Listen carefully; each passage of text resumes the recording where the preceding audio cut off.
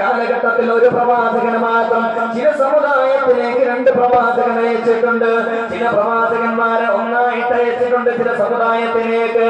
എന്നാൽ അവരെ കുറിച്ച് പരിശുദ്ധമായ ഖുർആൻ പറയുന്നത് ലഖദ് അർസൽനാ നൂഹൻ ഇലാ ഖൗമിഹി.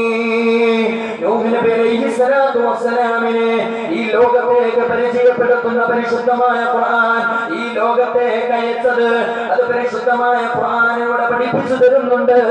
ലഖദ് അർസൽനാ നൂഹ് നബിയെ നാം അയച്ചിരിക്കുന്നത് ഇലാ ഖൗമിഹി അദ്ദേഹത്തിന് നിശ്ചയിക്കപ്പെട്ട ലിമിറ്റഡ് സർക്കിളിലേക്കാണെന്ന് നമുക്ക് മനസ്സിലാക്കാൻ സാധിക്കുകയാണ്. രണ്ടാമത് അല്ലാഹു പറയുന്നുണ്ട് വഇലാ ആദിൻ ഖാവഹും ഹുദാ. ഹൂദ് നബി അലൈഹിസ്സലാമിനെ അയച്ചത് ആദ് സമുദായത്തിലേക്ക് മാത്രമാണ്. വഇലാ സമൂദ ഖാവഹും സാലിഹാ. സാലിഹ് നബി അലൈഹിസ്സലാമിനെ അയച്ചത് അത് സമൂദ് ഗോത്രത്തിലേക്കാണ്.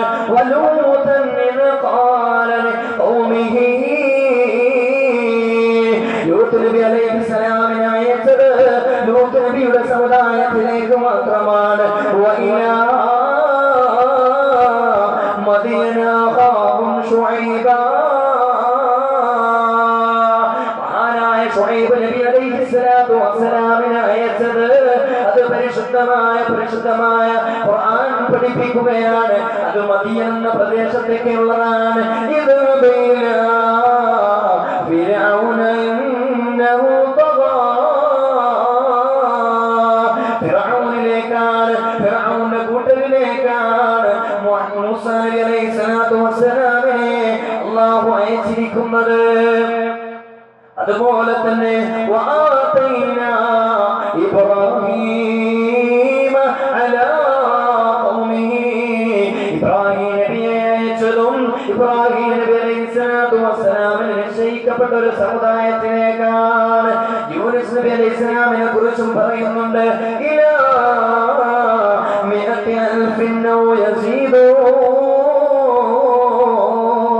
1,00,000-ൽ പരം വരുന്ന സമുദായത്തിലേക്ക് മാത്രമാണ് മഹാനായ യൂനുസ് നബി അലൈഹിസ്സലാമിനെ അല്ലാഹു അയച്ചിരിക്കുന്നത്.